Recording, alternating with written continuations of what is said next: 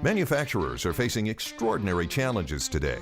With labor shortages, supply chain disruptions, and a changing workforce, complex industrial technology doesn't cut it on the front line. What's needed is a new way of working that will not only meet throughput goals, but change the shop floor culture to one of winning, where every worker feels they play a part in achieving the company's goals for success. What's needed is Red Zone, the connected workforce solution.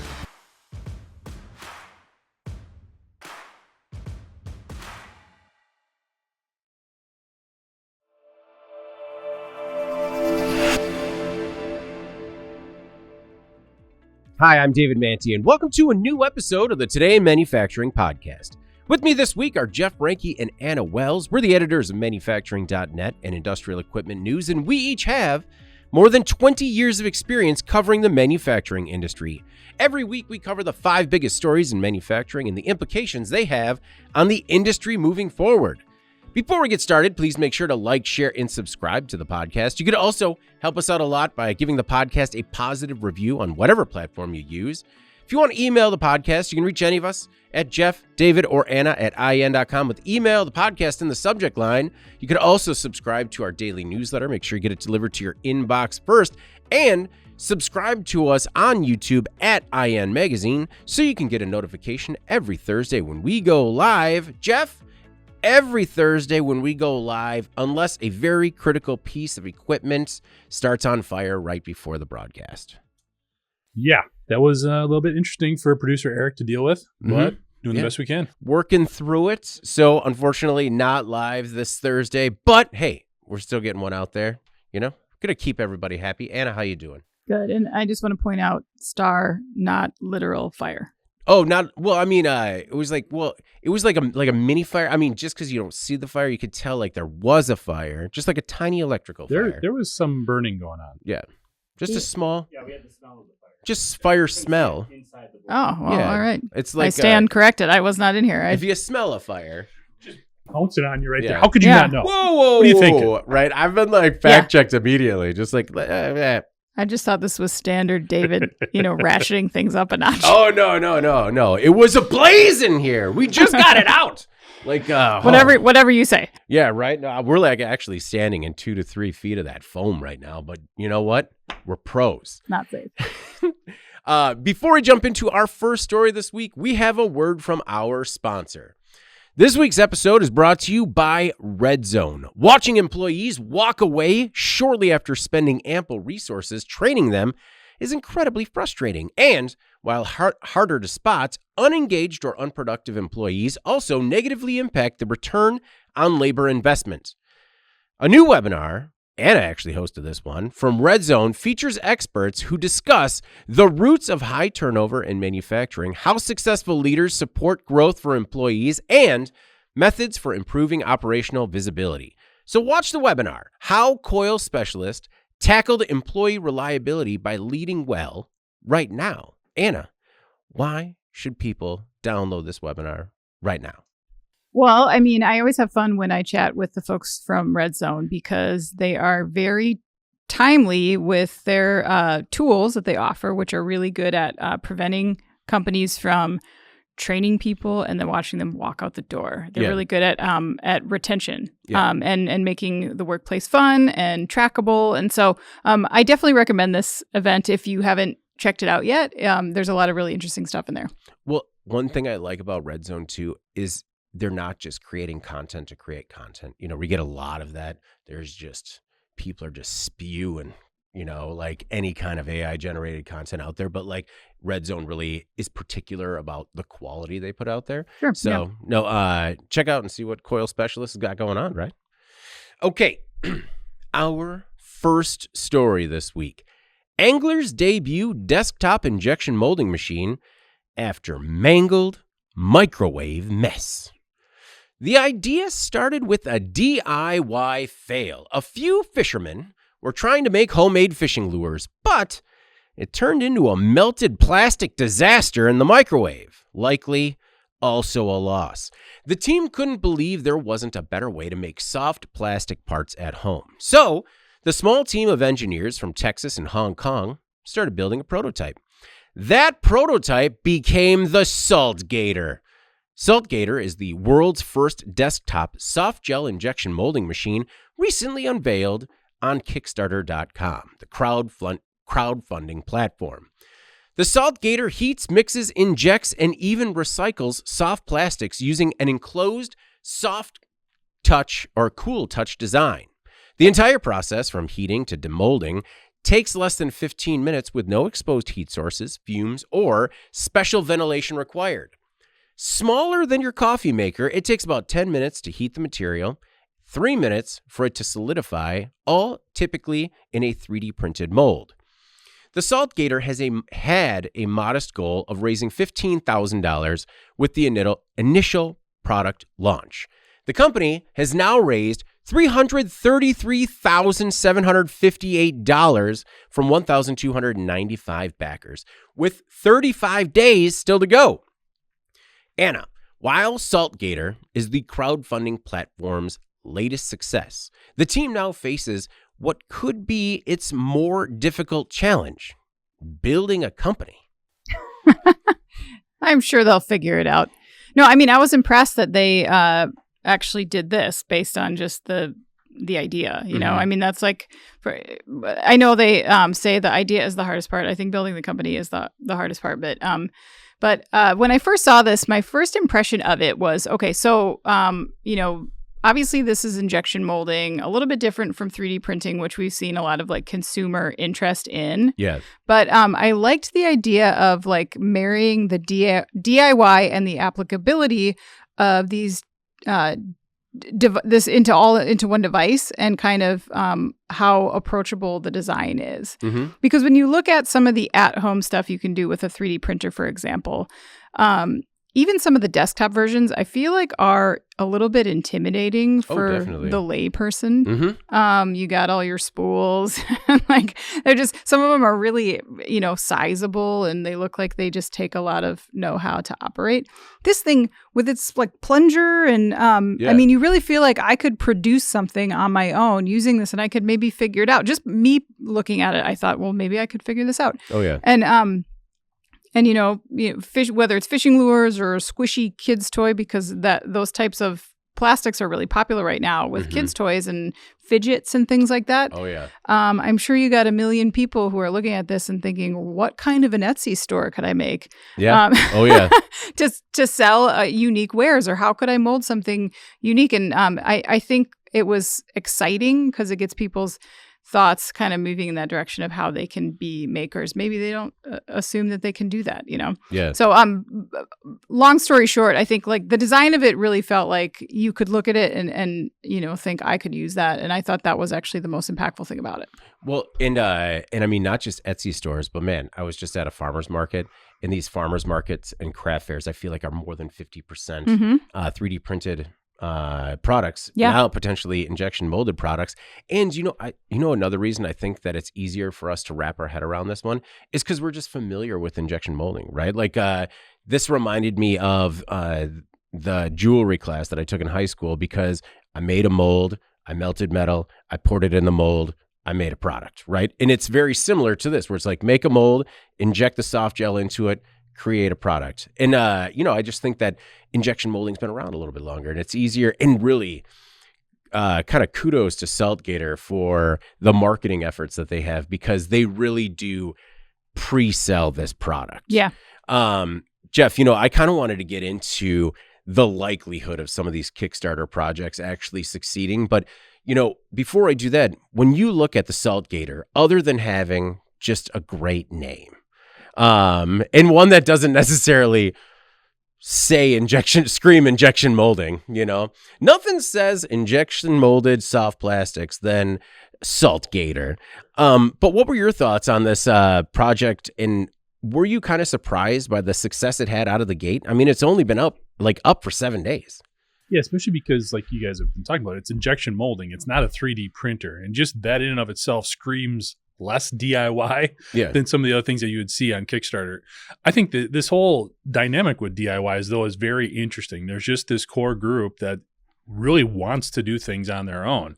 And it sort of flies in the face of a lot of other trends we're seeing. In manufacturing, we see mass customization, and that's a bigger part. Design for manufacturing has been a movement for the last decade. So we know there's more customization from customers on all levels wanting something specific for them. But then we also see a lot of things where it's about efficiency and it's about not having to deal with that, whether we're talking about going to a restaurant instead of making food at home, or the way we stream and consume content, or and a lot of these other things are just, it's focused on efficiency. This isn't the most efficient way, or probably the most cost-effective way to do a lot of the things that you're going to do with this piece of equipment. Yeah. So it's interesting that there is such a surge. And no, I never would have thought this would be the one that blows away its Kickstarter goals by 200 or by 20 times, I should say. Yeah. I mean, no, I would never would have thought something like this. And for me, it's always also looking at some of the basic stuff like the materials. Mm-hmm. This is the soft gel plastics. This is something I was not familiar with. Yeah. I was very surprised to learn how easy it is to get. Yeah. I mean, you can order this stuff off of Amazon if you wanted it. Yeah. So not only can you get it from them, but there's other ways to go, which is great for them as well. Yeah. Bigger picture, all this desktop, this is molding. We talk about 3D printing a lot. You just wonder where it could go from here. Mm-hmm. For me, my mind initially goes right to medical and military. Mm-hmm. At some point, we're going to get to a place where you're going to go to the doctor's office, and if they need to print anything from tubing to a heart stent, it's not come back in a week when we have what we need to do it. We're going to make what we need. Mm-hmm. And we're going to do this procedure now. Yeah. And that's exciting when you think down the road or the thing that leads to the thing. Yep. And this is where it could take us. Same thing in a military situation. I think I've used this example before. When you're disassembling the rifle, we always had a pin that held the firing pin in place, attached to the bolt carrier. It's about that big. And somebody always lost one. Yeah. So as opposed to going back to the armor or basically having this, 7-pound piece of useless equipment, you could print one in the field and be ready to go. Mm-hmm. Yeah. So that's where all of this, I think, is going to eventually lead. So it's always exciting to see new advancements or the next evolution in this type of product. Well, and they were very specific to say this is not just for DIYers. This is for designers and engineers to have on their desk as well. And I do think that part of the reason this was successful is that we've seen kind of a growth in the mold making market where people are making like plaster casts of things, plaster molds, and then pouring plastics and other materials into them to create products. So I think that it's very accessible. And I don't know, I think it's really cool. It also, one thing I like about it is that it takes the last no away from fishermen, right? Because like the last excuse is just like, oh, you know what? I didn't have that one lure with me. And it's just like, here you go. Print it, mold it, get it out there. And in 15, just like, again, not now, but think about like, one day on your boat, you could like realistically have like this cheap consumer product 3D printer, like, and in a little injection molder and just like, hey, make whatever lure you want right there. Sure. I mean, niche. I mean, people have put crazier things on their boats. Okay, I'll go along with it. Sure. But I mean, this whole project exists because a bunch of guys put a bunch of old lures in a Pyrex glass, started melting them down in a microwave, and somehow thought that they were going to create like the equivalent of creepy crawlers. I just, I like it. Like, it was something that I maybe thought of when I was a little younger. But sorry, before I digress too much, I wanted to get into just the likelihood of some of these projects actually succeeding. So more than 40% of projects launched on Kickstarter reach their funding goals. About 15% of all these projects fail to raise a single dollar. And SaltGator is actually classified as a gadget, which falls under the technology category. There have been about 58,000 total tech projects, right? Only 24% of those have been successfully funded. Only 5.3%, Anna, raised the kind of money that SaltGator had. And that's why I was kind of curious about like, now you got to start a business. Now you got to make sure you have your supply chain in check, because of the top 12 biggest Kickstarter fails of all time, 11 are actually from the tech product category.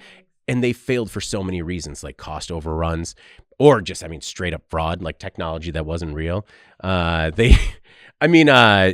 So really excited, but this type of gadgetry, you got to just proceed with caution. So hoping for the best from Saltgator.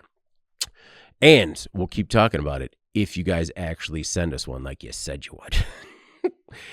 They got a lot of work to do. I know. They've got a lot of orders there that they were. Because, I mean, if you look at $15,000, that's like, what, about 10 or 12 units? Oh, yeah. So, yeah, what are they like? Because they retail for like $400. I thought it was more than that. Okay. Maybe that's an initial order, but 400. So, like, 30? Yeah. They got to start pumping out a few more than that. All right. Our next most popular story this week. 370 million mile Hail Mary saves camera aboard NASA's Jupiter orbiter. In December 2023, a mission team led by Southwest Research Institute executed a deep space move to repair the JunoCam imager on the Juno spacecraft. That's the one that NASA sent up to take pictures of Jupiter, kind of everything around it. At the time, the camera was trying to take pictures of one of Jupiter's 95 moons. There's a fun fact for you. About 2 weeks ago, SWRI discussed this mission at IEEE in Nashville. JunoCam is a camera responsible for several important scientific discoveries. The camera's optical unit is actually located outside a titanium-walled radiation vault, which protects the other sensitive electronic components.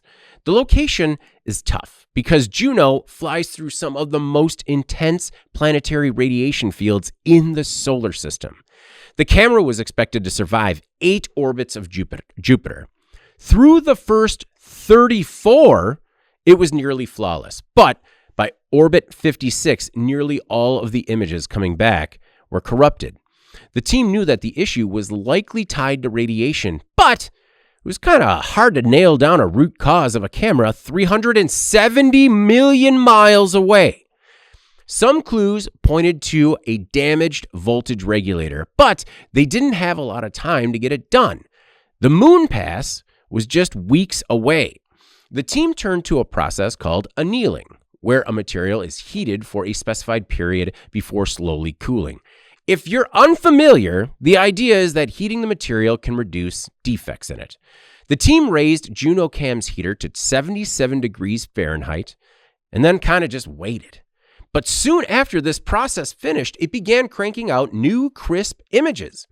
The spacecraft has now orbited Jupiter 74 times, and it looks like the camera might be ready for another repair job. Jeff, this is just an incredible story, and the lessons learned are not only exceeding the mission's expectations, but are likely going to be used on other missions and in other applications in the future. And I think that's why, this one was kind of a surprising one to me that it was in our top 5, but it's an incredible story.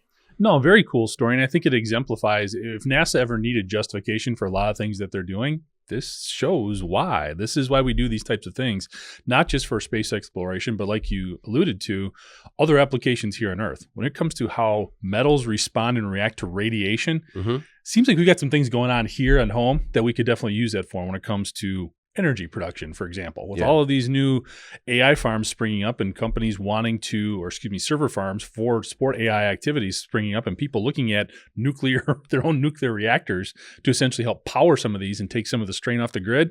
Yeah, this could be good stuff to know and fall back on.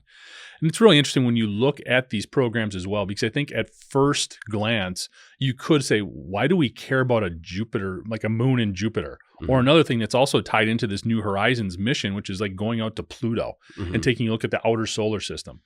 This is why we do that. Yeah. Because we want to see how things react in different environments. And it's especially important, I think, to look at because right now the current budget that President Trump has submitted, and it's a preliminary one, it's not finalized or anything like that, but he's looking to make cuts up to like 25% in NASA's budget. I'm all for being responsible, fiscal spending, holding agencies accountable. And NASA, I'm sure, has some waste built in there someplace. Yeah. But this is one of the missions that would be cut in that budget. In addition to streamlining, if you want to use that term, or cutting NASA's headcount by about 6,000 people, by about a third, they're also going to be eliminating a lot of STEM spending.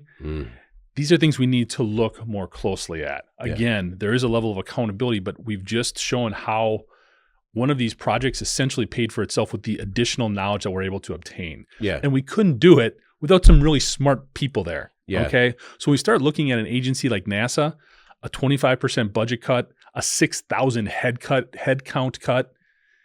That seems extreme. It seems like there are ways that we can make this work. Let's be a little bit more judicious in the way we approach some of these attempts at being more fiscally responsible. So it was just interesting to see those things sort of coincide here. Well, and it always riles me up when people, because this can be oversimplified, right? Just you get a politician up there that says, millions of dollars to repair a camera around Jupiter, 370 million miles away. How about we use those millions of dollars here in America? And then it's just that simply oversimplified political points that they're just jockeying back and forth. When instead you could say, well, one of the very few things that we learned from this mission could already be applied to robotics as they get smarter and learn how to heal themselves. We talk about self-healing materials all the time. That is the future of the manufacturing industry, and we need to make sure that we continue to fund and fuel this base that we continue to grow upon. We can't just pull the rug out from under everything. Anna, before we go just diving down political waste and spending and justification, what were your thoughts on some of this? And actually, I've got to give all the credit to you, because this story we actually found because of your, in case you missed it, last week, found this story from SWRI, and it wound up being in the top 5. Yeah, and I wanted to talk about that because last week when we, in case you missed it, that I brought up in case you missed it last week, was about SWRI and a project that they were doing where they were testing, I think it was called Next Car. Yeah. It was a project where they were basically automating out people's poor driving habits and making already existing hybrid vehicle 30% more efficient to drive. Yeah. And just the technology, all three of us, I think, just kind of blew us away. But I made a comment then about how I wasn't super familiar with SWRI. Well, look, here they are on the podcast again, second consecutive week. So I decided to educate myself a little bit, and I went back and I looked at their website and at all of the press releases that they've issued in the last couple of months. And there are a lot of them. And the reason is because they are like absolutely prolific in terms of like making actionable progress on the most exciting stuff. And it's very diverse. And so I just grabbed a couple just to give you an idea of some of the other things that they're working on. SWRI is working with University of Austin to evaluate a promising approach to improve long-term carbon storage in depleted oil and gas reservoirs. Mm-hmm. They've also gained a $250 million contract with the Air Force to help extend the life of aging military aircraft through assessing 4 aircraft that were introduced in the 60s and 70s and looking at their structures and assessing material degradation to make those last longer. And then also meanwhile, they also fabricated 2 bed netting prototypes targeting malaria-causing blood parasites. Ooh. 3 very exciting projects, 3 completely different projects. This is just stuff that they have done in the last couple of months that they're talking about in the industry. I found it very inspiring just to go on their website and look at that. But I think, just to wrap this all up in a nice bow, all of the points that you guys are making around, what feels kind of like a race to the bottom on science right now. And some of these projects getting targeted because they don't pay back or they're too expensive or whatever we view there, or even targeting the people who maybe come from other countries that aid in that research and now they're worried about if they're safe here or they're this is the kind of stuff that is being done. And so if we target science and STEM and all this stuff in our cost-cutting initiatives, yes, I agree. We need to be more judicious. We need to look at actually all of the capabilities that are being developed here and, what they can do for public health, for the environment, for the military. There's just so many things that you can take away from this. Well, and what was the plan before, right? Lead in innovation, manufacture globally, right? If we're going to manufacture domestically, where's the justification for falling behind in innovation? Agree. And engineering prowess? Anyway, if that was too quiet, turn it up. All right. Green Steel startup says it can undercut China. Hertha Metals is a clean steel production startup. The company says it has successfully demonstrated a single-step process for turning low-grade iron ore into molten steel or high-purity iron. A pilot plant in Texas has been churning out 1 ton of steel per day for months. Next year, the company plans to build a new facility capable of 9,000 tons per year. Then it's going to scale to 500,000 tons per year, which will be on par with commercial United States micro mills. Hertha uses a proprietary furnace that not only turns these less desirable materials into valuable resources, but it's 30% more energy efficient than conventional steel making. The furnace also runs on domestic natural gas or clean hydrogen and can cut emissions from 50% to 98%. Hertha's system can integrate directly into existing steel mills, which means producers won't need entirely new facilities if they want to adopt the technology. Even smaller plants could operate profitably due to Hertha's modular design. Jeff, now this technology does have its champions, including one Mr. Bill Gates, who recently invested $17 million, about 1/10,000th of his net worth, still in this company. Do you think this technology can help the U.S. create a reliable domestic supply of steel and high purity iron? It can help everybody do that, okay? And let's just be clear, and I've said this before, I'll say it again, cleaner is better, okay? It doesn't matter what it is. If your machinery, if your operation is running more cleanly, that's less maintenance, less energy costs, all those things. So the things I'm about to say are not meant to be negative about this technology in any way, shape, or form. Just want to offer some perspective in terms of what we're really dealing with here when it comes to becoming globally competitive based on any singular technology or company, okay? The world's leading steel producer, China. Roughly 55% of all steel made on this planet comes from China. 1 billion metric tons. 1 billion metric tons. Yep. The U.S., number 3 in the world. 80 million metric tons. Okay, 1 billion. Yeah. 80 million. A big difference, right?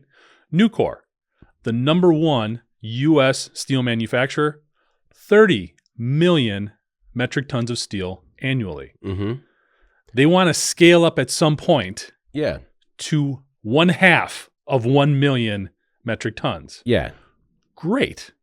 Good stuff. Not complaining, just saying, if I'm producing this technology, how can I only look domestically when it comes to rolling it out and providing it as a resource? Yeah. When we're looking at that small of a market in comparison to where it could be. Because this is the type of technology, yes, we would want to keep this here in the U.S. to be more competitive from an energy usage perspective, because energy is, after raw materials, the most expensive part of making steel. But how do you do that? How do you contain this to make it just a U.S.-based technology? This is, if you really want to capitalize on it, because it's a company that likes to make money at some point, how do you not expand to other parts of the world? So as far as sort of shifting that balance in domestic steel manufacturing, I don't know about that. Yeah. I think it's a cool technology that could really revolutionize things globally when you look at how it can reduce energy consumption and pollution. Yeah. That's where I think the impact is.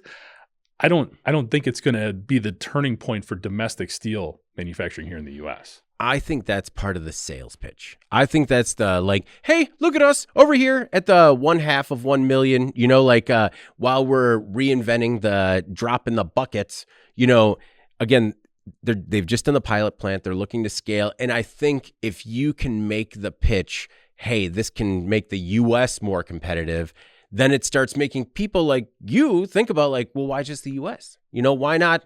I mean, and obviously, why not China? But China's just sitting there like, because not yet.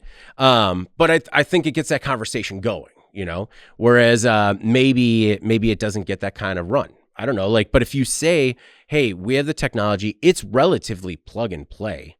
I don't know. I understand how energy is going to, trickle down and impact costs to the end user. Whoever's buying the steel hopefully can be at a lower cost. We're more competitive along that way. I just don't see it scaling up to a point right now. Yeah. Maybe eventually over decades and decades if it really takes off. But immediate impact, other than having a lot of the positive benefits for those who are producing it. Mm-hmm. I'm not sure how this impacts globally. Well, and I feel like we, luckily, given how long we've been at this, building the second most popular podcast in the manufacturing industry, but with as long as we've been doing it, we've been able to see some of these projects truly come to fruition. Mm-hmm. And so while for every one of these that recover, that is just like, wow, that's great, what next? And then we never hear from it again. I think because we've seen some of those stories actually turn into commercialized products, I don't know, that helps me when I see a story like this think, hey, it's got a chance. Yeah. And, of course, scale is always easier said than done. But I do, like, if you look at what some of the things that Hertha is trying to do here, I don't think they're saying that they're going to try to overtake China in terms of raw steel output. But if you look at some of the stuff they are doing, so they talk about rare earth magnets, that specific issue, and what they could do there. So right now, the U.S. imports 25% of its finished steel and more than 90% of the high purity iron used in rare earth magnets, the latter almost entirely from China. So the idea here is that because the U.S. is making so much of its steel for use using scrap, that they're not able to produce enough high purity steel to be used in those rare earth magnets. Okay. Hertha says that they can solve that problem with their process. So they can allow those companies who are already in the steel industry, maybe not replace what they're doing, but like augment it with this ability to produce more high purity steel to use in those specific applications, which are growing applications that we do need more materials for. Mm-hmm. So, the word undercut, I think you can kind of take it however you want. I mean, they could take a piece of that specific market that is like a niche part of the materials industry, but it is also a very important one when you think about, what these magnets are being used for and how much we need. I read an interesting quote from Rajesh Swaminathan of Khosla Ventures, who said that, so they're using the Hertha process. He says that Hertha's single-step tunable process doesn't just materially lower cost and energy use, it fundamentally expands the company's capacity to produce iron and steel at scale by unlocking a wider range of iron ore feedstocks. This means the U.S. is able to both secure and accelerate its production of critical iron and steel and bring back domestic manufacturing. So, again, I think it's like, can we make inroads in this very specific niche within the steel industry and kind of bring some of that back so we don't have to, source it all from China? Yeah, that's a good thing. I mean, I do think that undercuts China a bit in that area. It's not, we're not going to replace China. But if we can find a way to kind of, build a better mousetrap, then we can make some progress there. So let me ask you this. If you're the consumer, the buyer of steel, and it's made using this process, but it's still a little bit more expensive. Yeah. Does this impact your purchasing decision? The fact that you can buy it in the U.S., it was made in a better way, let's just say that, generally speaking. Are you willing to pay more for it? Well, it really depends right now on the tariff situation because we've seen the metals get included heavily in that.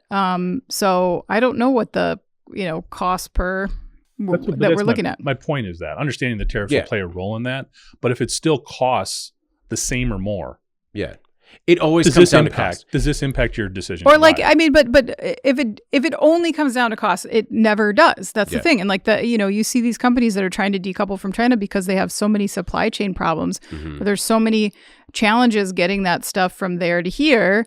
Anytime you're beholden to a supply source that's thousands of miles away, a lot of companies would rather not deal with that. And there's some security in knowing that they have the stock, the quality, and they have hands on that process in an integrated way. I can see that being appealing to some companies. Well, and in terms of diversifying the supply chain, I mean, we've seen it even when it comes down to packaging, right? There are more sustainable options for packaging. And when it comes down to even a penny difference, they still want whatever's cheapest. However, if they can, typically U.S. production can't meet everybody's needs. So if they can diversify a little bit by getting some from the U.S. and then other global resources, I think that people would be willing, or I think that people would invest in that. I would like to think you're right. Yeah. Well, I mean, but I still think one of the reasons U.S. steel production is down is because it's cheaper to source it from someplace else. That's the bottom line. Yeah. That's why U.S. Steel and Nucor and everybody else produces less steel. Yeah. It's because the market's flooded with cheaper product options. Yeah. So, look, I'm rooting for these guys. Don't get me wrong. I want it to work. I want it to be a competitive advantage for anybody who uses it. But I think there has to be a practical perspective on it as well in terms of, is this really a competitive advantage? Yeah. And history says maybe not. No, I think that at the end of the day, the first thing everybody looks at is cost, right?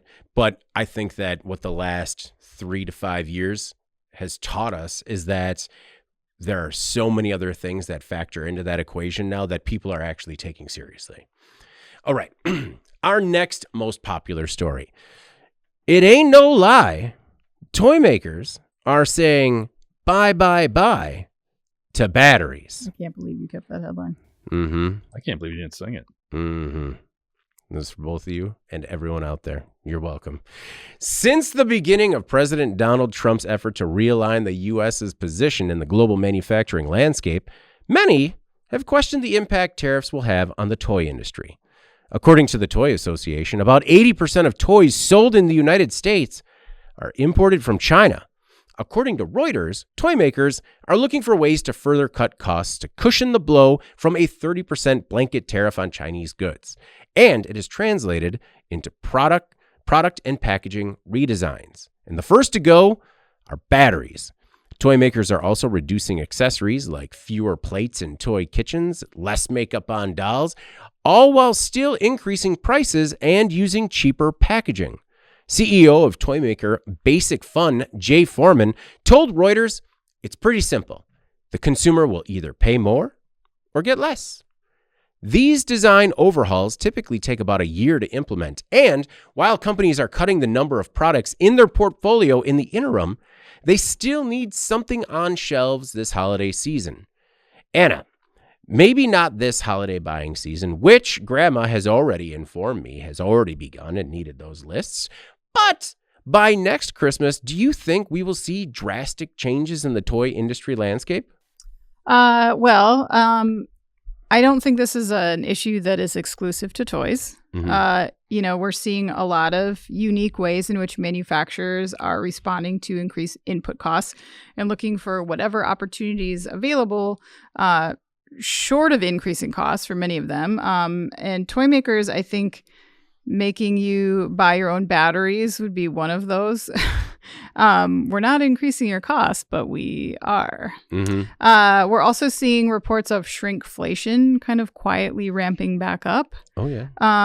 And that's impacting, I think, nearly every category of CPG and food products once again. And toys. Less plates in the kitchen sets. Fewer plates, less makeup. Less makeup. Shrinkflation on Barbie's face. Eyeshadow on one eye only. Weird, but yeah. No, I also read, so it's beginning to be reported that automakers are adjusting by, and this is according to Car Scoops, a mix of sneaky add-ons, reduced perks, and behind-the-scenes adjustments that don't show up on the sticker. So according to this recent report I read, you're seeing OEMs that are dropping financing specials. They're increasing things like destination charges or delivery fees so they can defend not raising the sticker price. But the all-in costs for buyers are actually still going up. And in a nod towards this toy industry method, Car Scoops also said that buyers should be on the lookout for vehicle models that are suddenly losing features that were there before and used to come as standard. And now they're being expected to pay for those features. It's a good way to pretend like you're not raising costs, but you actually are. And I think it's pretty easy to see that these not raising cost methods are ultimately increasing costs for consumers in the end. And so, like, on the one hand, you want to encourage shoppers to be savvy and pay attention to what it is that they're getting and how much they're paying for what they're getting. On the other, you just don't have that much control over it, So it's like, I think we're just going to be victim to some of these tactics if we want those products. And unfortunately, that's just the way things are changing. And, I think we're still in that sort of strange interim period where if these tariffs stick around, so far, we've seen a lot of companies try to kind of swallow those tariffs. They've tried to absorb the costs of those tariffs rather than pass them along. If these tariffs are permanent, as they are suggested to be, and we've got a deadline that's coming up tomorrow, so after this podcast airs, we will know more about what's happening there. At some point, retailers, manufacturers, they're not going to be able to do that forever. So those prices are going to start to either, I don't know if it's going to be inch up, or if it's going to be like a thunderous quarter. Yeah. But it's going to happen. Well, it's, P&G just kind of came out and said like, hey, the thunderous quarter is coming, and I'd like that. I think it's a really good point to show the changes that are happening in the auto industry right now, because I think it's really easy to discount. Like, it's really easy to say like, hey, instead of $30, your kid's going to get 2 or 3. I think it's really easy to say like, does a doll become less playable because it doesn't come with a purse? But I mean, when we're talking about actual features on a car that, people are either accustomed to, or it could be seen as safety features that, are otherwise used to come standard. Those are real world impacts that, can't be so easily dismissed. Yeah. I mean, it's food, it's laundry detergent, it's things that people buy every day, are all of which are going to be, implicated in this very wide reaching strategy. Well, and I have to say, I even poked fun at this part of the audience where I said, like, it's going to raise the ire of the back in my day. We used to have to buy our own batteries. I mean, that was just, you guys remember those Christmases? It was like all the kids unwrap the gifts, and then there was the delivering of the batteries. And man, just to no fail, first comment a second after I published this, you know what? We used to have to buy our batteries. It's like, oh, okay, man, good. Let's keep going backwards. All toys used to be wood too. You want to just keep whittling toys for Christmas? Are you trying to pick a fight? Huh? You're trying to pick a fight here, David. Oh, they picked the fight. Fight's happening. Jeff, what are some of your thoughts on, shrinkflation in toys and in automotive and kind of everywhere else where you might see people kind of carving things up? Could you make that a broader question? Yeah. Jeff, shrinkflation and your life going forward. So first of all, batteries.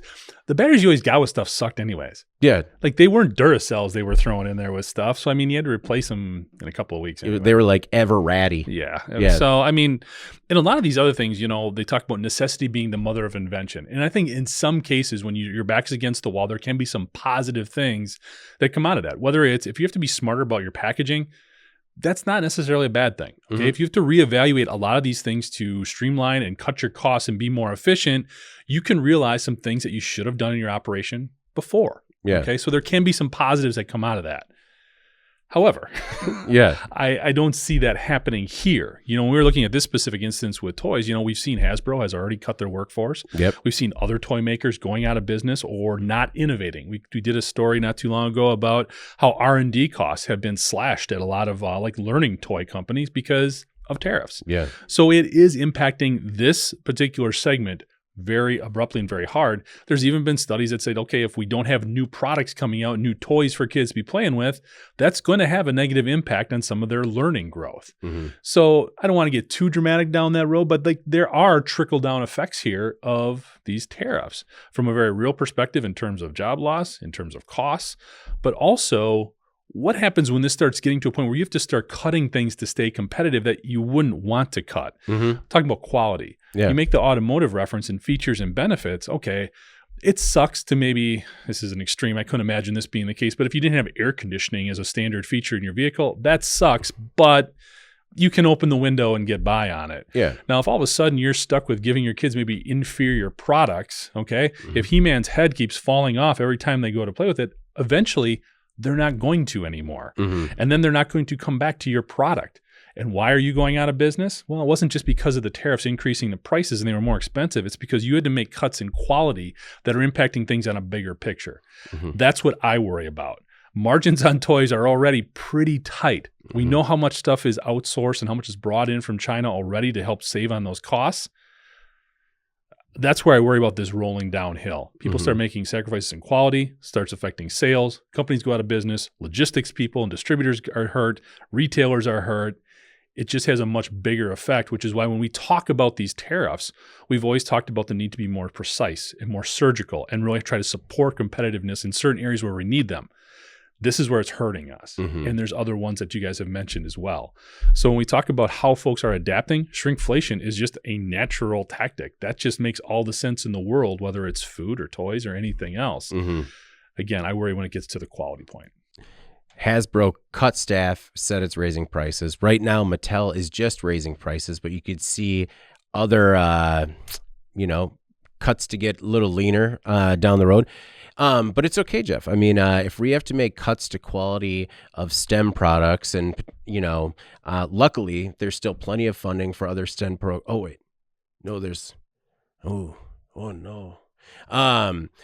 Vaccaro said on our site, why should I care about cheaper packaging? I'm buying the contents and the packaging is just filling up our landfills.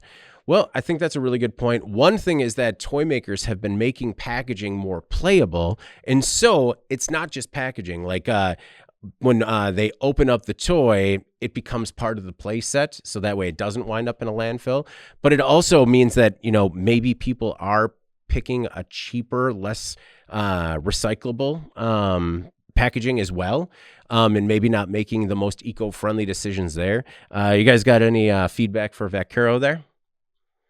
I do find that some of the hard plastics and the double layers and things that are a little bit over the top. I know that some of that is just because of the long time they spend in transit and just protecting those products from damage. But yeah, when you get something and it is like breaking that Barbie doll out of a prison cell, some of that is a little bit over the top, and I would be just fine with a little bit less intense material. Mm-hmm. But I mean, obviously they have made those more expensive selections probably for a reason. They don't want to spend more money on packaging. Mm-hmm. So it is probably, a defense against returns and things like that. Well, in terms of, to Jeff's points, creating opportunity to innovate new solutions, like when they started using ties that were made out of paper in packaging. I mean, I remember the first time I opened a toy and everything was tied down with paper. And I was like, that's just, we're talking about tiny little pieces, but millions and millions of those little pieces that used to be plastic that are now paper. And I think, changes like that can do a lot of good. All right. Our most popular story this week. More manufacturing professionals say tariffs will hurt industry. In a flash poll conducted by Industrial Media, that's our parent company, we asked manufacturing and engineering professionals, how will tariffs impact U.S. manufacturing? Within 24 hours, we received more than 200 responses. 56% of respondents believe tariffs will hurt U.S. manufacturing. 44% say it will help it. According to reports, the costs of tariffs increasing let me get that back again. According to the report, the costs of tariff increases are starting to materialize for U.S. manufacturers that depend on global supply chains. Sorry, just didn't want to get that one wrong. A recent analysis suggests that factory costs could increase by roughly 2 to 4.5%. Anna, are you surprised by how narrow that split is? And is it indicative of how much of the industry is still in a holding pattern when it comes to tariffs?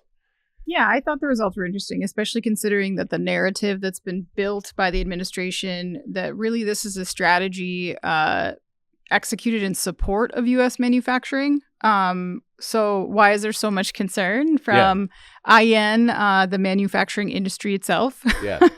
But I think obviously, as you mentioned, like the rollout has borne such a high impact on input costs for so many of these companies. And then also the lack of transparency that's just made everybody a little bit edgy about what their customers are going to do. That puts the people at the center, those who are very vulnerable to cost-cutting measures in manufacturing, the workers, maybe nervous about what happens if costs go up or if prices go up or if people stop buying the products that they produce, which is a very fair concern to have. because many of these policies, as we've seen, have some winners and some losers domestically. It's not just foreign companies that are bearing the brunt of lost business. That's not the only impact that we see here. And an example of that is yesterday, the White House issued a final order on copper tariffs. They put a 50% duty on semi-finished products like pipes, rods, wires, but not on raw input copper material, which is what people were expecting. People were not expecting the way it was rolled out. So it sent the copper industry kind of into this strange free fall. Okay. And analysts believe that the tariffs are likely to feed through into price increases for consumer goods in construction. Copper is something that you see a lot in things like HVAC equipment. It's heavily used in electrical and in construction projects, things like that. CNBC also interviewed Russ Bukowski, president of the manufacturing software company Mastercam. I'm sure you guys have heard of them. Oh, yeah. Who said that these copper tariffs are going to hurt manufacturers in the long run and lead to higher production costs. To stay afloat, manufacturers may have to pass these costs to consumers, which will likely drive up prices on various goods. This is the same thing we continue to see over and over and over again. And I think, of course, too, it goes without saying that we have this August 1st deadline, which, again, by the time you get this, audience, that will have passed. We'll see where we're at. But, already today, in another extension for Mexico, and the president has already said he will continue to negotiate with folks even after the deadline. So there is still this real lack of transparency here. There are still so many questions about what's going to be involved and how, and you do not have any certainty, I think, from the Trump administration that any of this stuff is said and done, that it has any permanence whatsoever, that you should be making long-term business decisions based on these policies, because we just don't know. We still don't know. And I don't think anyone feels good about where we're at still. And I almost think maybe never will, because it's been so, knee-jerk. And it's like the shifting tides every couple of weeks. When will it feel like something that you could build a policy around, and where the manufacturing industry could start to feel secure and understand where their future lies? I think that's what we're taking away from this data, is just some of the jitters that the manufacturing industry is feeling because of that. Well, and I think this poll and other feedback that I've heard from other people in the industry, people are still being fairly level-headed as to their approach to tariffs and their expectations and their realization and kind of trying to navigate the unknown, right? Like while we do have some just straight party line champions out there that are just kind of almost talking nonsensically, what they say is in favor for the industry. And sometimes it doesn't always come off that way to me. But I mean, a lot of reports said that, there's no guarantee that this overhaul of trade policy is going to deliver the happy ending that it's promised. This is according to the AP, kind of piggybacking on your point, Anna. It says agreements are sparse on details, and most of these trade deals require months, even years of negotiation that kind of rise and fall with the tiny details, right? And it's wild because I think that it still surprises me how many people think that this is a quick fix, right? Like tariffs now, U.S. manufacturing tomorrow. And it's just people don't understand the nuances, unless they're like directly involved with the industry. Jeff, so the U.S. president has long claimed that America was wrong not to take advantage of its clout in the world's biggest economy and make other countries pay for access to our market. Do you think that we were kind of like, do you agree with that? And, I think the biggest part of the story is that it's ongoing. It's not over, and it may never be. Well, yeah, of course he's right. Yeah. But you can't put the toothpaste back in the tube. I mean, you just can't. Some of this stuff is just gone, which is, I hate to sound like a broken record here, but it's why this universal approach doesn't work. Yeah. You can't go country by country. It has to be more market by market. What was the stuff with copper again? You said the tariff is going to apply to the raw copper that's coming in? No. So the tariff is going to apply to the finished goods or semi-finished semi-finished goods, and not on the raw input materials, which is what people were expecting. Which is odd too, which is, again, sort of feeds into the inconsistencies, because when you look at all of the issues we've had in getting copper mining started or restarted in a lot of places in the U.S., it's hard because of all the environmental concerns. People don't want that in their backyard, that type of thing. So again, I think depending on the day, we could see different results on this type of response from the industry, because it depends on what's being discussed, what's being targeted, what's being enforced on that given day, week, or month. Yeah. And it just fluctuates, because in some instances, I get where the 44% who say it can help it are coming from. Oh, yeah. If you're a steelmaker and you want to be more competitive, I get it. If you're an automotive supplier that is fighting against stuff coming from Mexico, I get it. But that's where we should focus our energies. Yeah. Again, not on everything universally. That's where this falls down. We're just talking about toy folks. We could say the same thing about food importers. We could say the same thing about a number of different industries. Well, and I mean, not just down to the day, but like down to the hour. You know, what does the news cycle look like as to how people feel about it? The other thing I wanted to mention is that this poll feature is a relatively new thing that we've rolled out across our sites. Watch for more of them. It's going to be, right now we're working on a new poll that rolls every 24 hours. And let us know what you think of the feature and how it works on the sites. Please email any of us your thoughts, but it's really been, so far, it's been very enlightening, the number of people that have been participating and the kind of feedback that we're getting. It's always good to know how people feel, like almost in real time, All right. Well, before we jump into, in case you missed it, the story is not as popular on our websites, but still stand to make a big impact on the industry going forward. We have another word from our sponsor, Red Zone. This week's episode is brought to you by Red Zone. Watching employees walk away shortly after spending ample resources training them is incredibly frustrating, and while harder to spot, unengaged or unproductive employees also negatively impact the return on labor investment.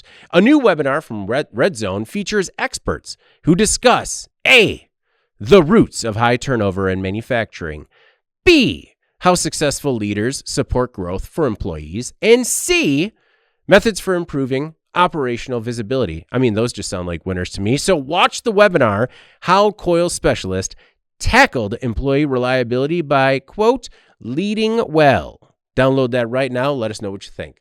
All right, in case you missed it, stories not as popular on our websites like manufacturing.net and Industrial Equipment News, but still stand to make a big impact on the industry going forward. Anna, what do you have for us? And in case you missed it. I selected a story titled Union Pacific and Norfolk Seek First Transcontinental Railroad Through $85 billion Merger. Union Pacific wants to buy Norfolk Southern, and that would create the first transcontinental railroad in the U.S., potentially triggering a wave of additional rail mergers across the country. The implication of this is still kind of TBD, but I think it could be interesting. The combined railroad would include more than 50,000 miles of track in 43 states with connections to both major ports on both coasts. The railways argue it would lower costs and streamline transport. And while analysts agree that that's possible, there's also the potential that there's going to be some service disruptions as well.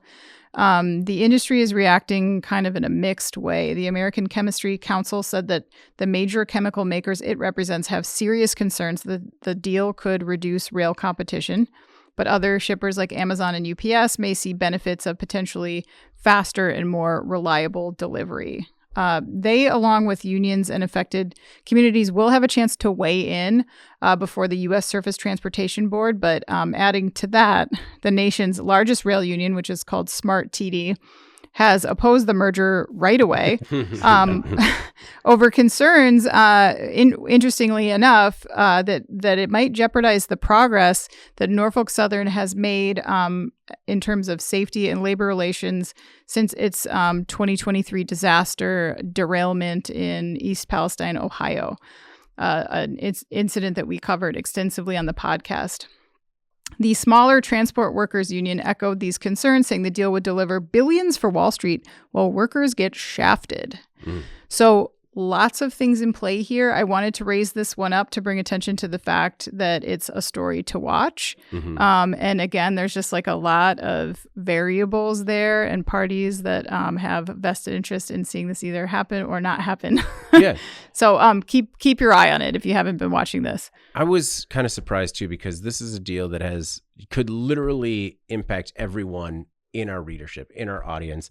And do you think it's because it's rail? Do you think that's why? That people are kind of like whatever about it. Maybe, or we've seen these like giant mergers in other industries too. I think in the last couple years, the U.S. Steel one is another one where they sit for so long in antitrust review, and it's like you just are like, is it going to happen? Obviously, it would have to go before the board, and it would have to be reviewed for being anti-competitive. So there's just so many other variables involved that you kind of wonder, like, well, will it happen? Do I want to invest too much in getting worked up about it? I don't know. Well, hey, if there's ever a time to get a deal done and fast-tracked, I think right now is the time. Might be. Jeff, what were your thoughts on this story? Yeah, I mean, the first thing that came to mind was how is the unions going to feel about this? Because I think we've seen the impact that they can have in terms of shutting things down and how that impacted a lot of different industries from a logistics perspective. The other thing that came to mind is safety. You could see this going either way. Again, the East Palestine thing came to mind right away. Is this going to help reinforce and help offer more resources potentially towards a more uniformed approach to safety, or because it's bigger and more or less diverse, is it just become a check the box thing and they move forward because they're too big? Yeah. So that's what's interesting. I think it'll also we'll see what happens here from a monopoly perspective. If somebody steps in and goes, this seems unfair. Mm-hmm. Those are like are they the number 2 and 3 or the 1 and 2? As far as railroads, I know BNSF is in there someplace, but yeah, I think it's 1 and 2. Probably. Yeah. So there is another big player in there, but again, that large of a system does create a definite competitive advantage, and we'll see if that's legally plausible or not. Mm-hmm. Jeff, what is your in case you missed it this week? All right, I picked a story, and this one went under the radar a little bit. It's Texas A&M is going to study agrihood living. Okay. Are you familiar with agrihoods, folks? I'm not. Bottom line is we kind of grew up in them. We just didn't know it. Okay. So basically what this is, it's a study by Texas A&M where they're going to take a 235-acre living area, and basically ingrain about 100 acres of a working farm. Okay. Oh, okay. So there's going to be fields. There's going to be grazing pastures with animals, all of that kind of stuff, along with a lot of other more natural vegetation and things, a lot of walking paths. There's going to be a lot of areas where there's no traffic allowed. The thought is, how does ingraining this type of, I guess you could call it industry, within a normal living space impact people from a health perspective? Because they've looked at it before in terms of, well, anecdotally, we know that this has some health benefits to it, but now let's really dive deep. Let's put 175 people in here that are brand new. Let's bring in 175 people from a neighboring neighborhood that has a similar demographic, but not an agri-hood, if you will. And let's see how this impacts them. They're going to be checking stuff like blood pressure, weight loss, all of these different factors, and see if just being around this type of environment inspires a healthier lifestyle. Yeah. I was drawn to it because I wasn't even thinking about that. I just think it's cool that people are going to be exposed to something that maybe they haven't grown up with, like I did. I grew up in a dairy farm community. Yeah. I didn't live on a farm, but I was in it. You know, you knew which way the wind was blowing some days. I mean, that's for sure. Yeah. But I also think it gave me an appreciation of what farmers do, the vital role they play in every component basically of our lives and in our country, and just how important industry it is and why it's worth doing a lot of the things that when people talk about a farm bill or they talk about different product pricing or why is the price of milk or why are people dumping milk and it doesn't really resonate. If it's in literally your backyard, you're going to have a greater appreciation for it, as well as a lot of things that we talk about from a technology perspective and the things that are going on there and running that business, that farm like a business. So I was drawn to it for a couple of different reasons. I think the health elements will be interesting to see how that plays out, but more so just from getting people ingrained and having a better understanding of what a working farm is and what that lifestyle is about. Well, and I think that anyone that's gone back and forth between living in an area with more green spaces and living in an area without, like, I think everyone can agree that if you got more green spaces around you, it's a better place to live. Yeah, and we'll see if there's actual biological health benefits. Yeah. I guess there's like 100 of these types of communities planned around the world, which also kind of blew me away. Yeah. So I'd encourage you to check it out. It's on foodmanufacturing.com. Pretty interesting approach. The picture that they have, I think, is maybe a little bit misleading because it sort of shows like all the fields at one end of the development. Yeah. Whereas I think the plan is to have it more ingrained within the community, like interspersed, the living area. Okay, no, that makes sense. And I mean, I know that we've talked about it before, but what is the one thing that like always jumps out on a resume in terms of a person's work ethic? They have any sort of experience working in the ag industry. And your thoughts on agri-hoods and the potential impact they could have, on these communities? Well, I was looking at the, I guess the other side of the coin, because obviously this, we always like our healthy debates, but did they bring anything up about the possible objections that might come from, the NIMBY folks who are, I know that people in these communities are like being like courted to come in and they're going to choose to come in, right? But like if this were to be rolled out, what about pesticides? What about runoff? What about flies? Like what, what I mean? There's just like, there are a lot of considerations. And I think typically reasons why farms are in like these outlying communities in rural areas because, well, they take up a lot of space to be more, I guess, cost effective to run scale, right? Yeah. And then B, they just have, I think the fact that, this is pretty small space. Yeah. 235 acres. You incorporate living areas as well, not very big. So I think a lot of those things are going to be a lot easier to control. You're not going to have 50 cows in that kind of space. So I think a lot of those concerns are quelled that way. Fair to bring up, though, if this wanted to be a larger development with this type of thing incorporated into it. So I think they'll probably figure that out. These folks they're they're study participants. So obviously they're choosing to be there with it. Yeah. Are they also in otherwise like fairly depressed areas?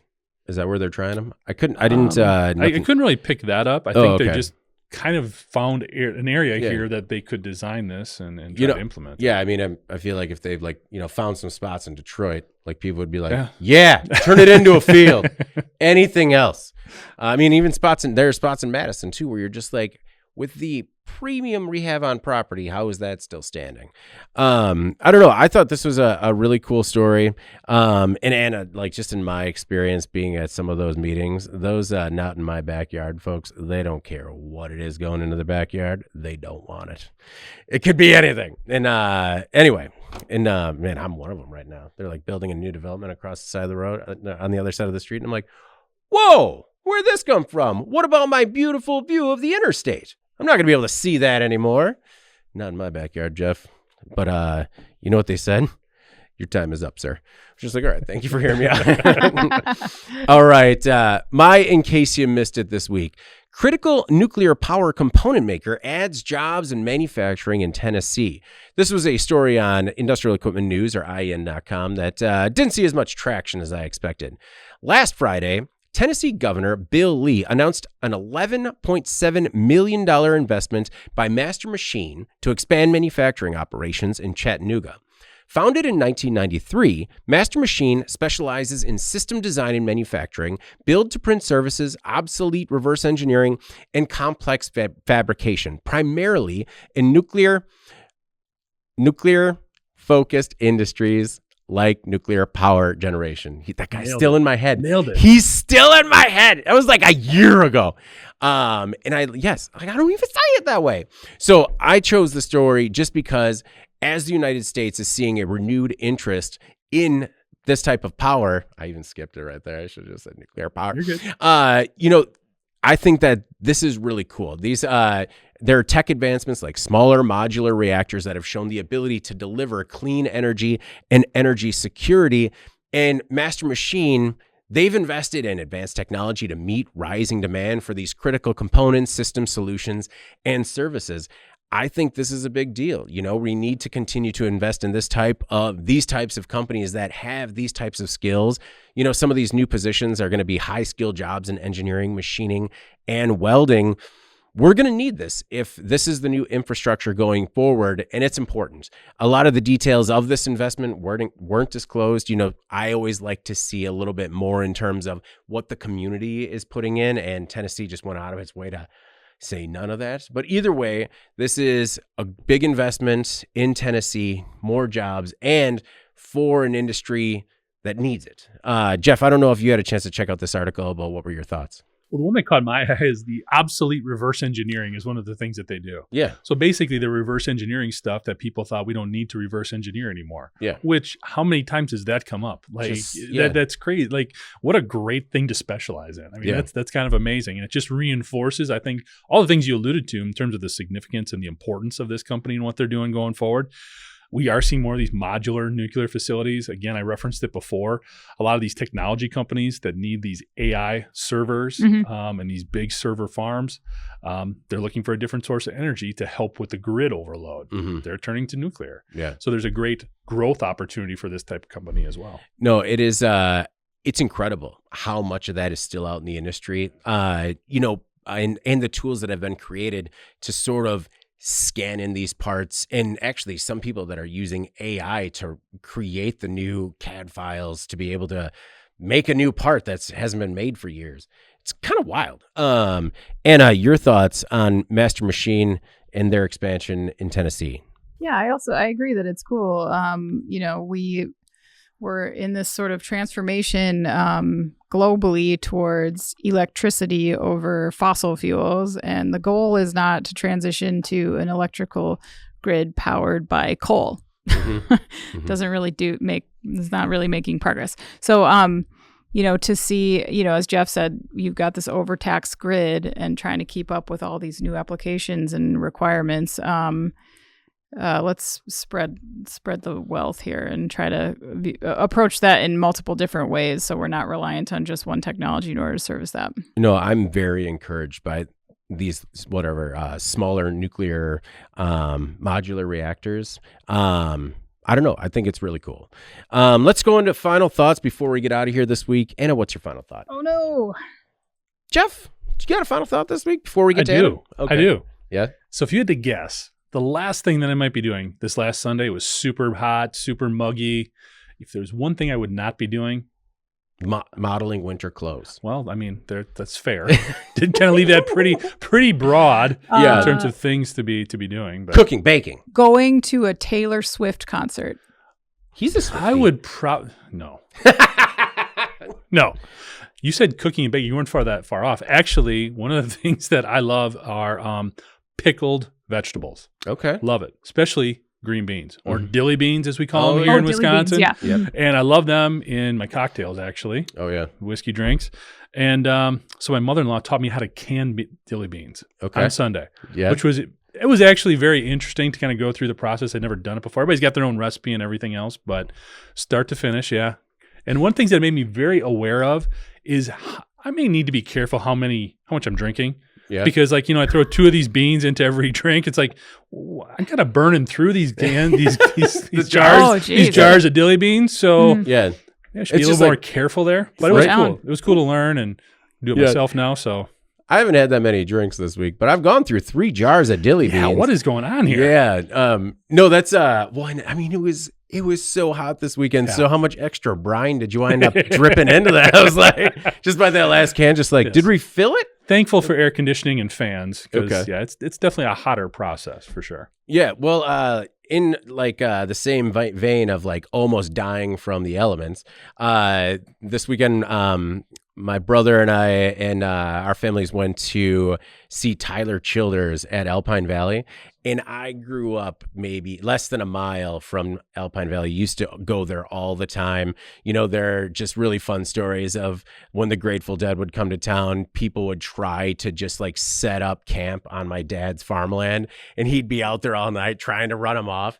And it was great. But it was just, I haven't been there in a long time. And it was really great to get back to Alpine and just enjoy a really good show outside in the heat, which didn't break regardless of how dark it got. Even though, my brother had kind of scoped it out and he's like, no, there's a tree kind of high up on the left. We get in the shade and we'll be fine. And we set up shop under that tree. And I'm just like, not feeling it. Still no. But it's just great to get out and enjoy music with a a bunch, like a very diverse group of people. And because, he draws like a really interesting and fun crowd. And he does really make it a cool experience where it's very interactive. And I, pretty much like his entire song catalog. Well, in Alpine Valley, you got to explain it's an outdoor amphitheater and it's a bowl. Yeah. So you start high and then the stage is low. Yeah. They put a stage at the bottom of a ski hill. And everyone's up on a ski hill. And man, don't fall or get moving because you're going. There's this family had this toddler and he kind of started running downhill. I'm like, someone's got to grab that kid. But I just, enjoying music in the sun with family and friends.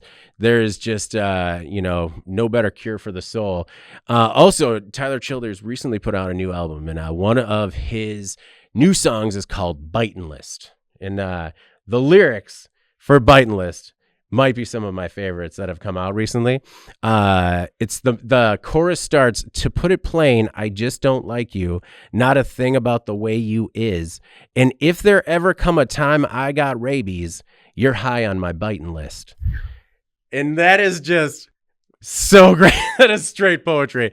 So I was kind of curious, Jeff, who would be at the top of your bitin' list? Anna, what are your thoughts for final thoughts this week? Sorry, I really enjoyed it. Anna, final thoughts? Well, I didn't bring a personal anecdote to the podcast today. I just kind of spaced it. So sorry about that. But I do want to mention that we, as our trio, we're going to be split up for a little while because next week David is gone, the week after Jeff is gone, and then the week after I am gone. So we'll get some really great guest panelists in the way of Nolan Beilstein, Ben Munson, Andy Zoll. But, take a good look at this. We'll see you in a month. We'll see you in a month, really, right? Yeah. A lot of time to really mull over who is at the top of your biting list. Put that on the flash poll. You can also, oh, man. You can also not think about your biting list.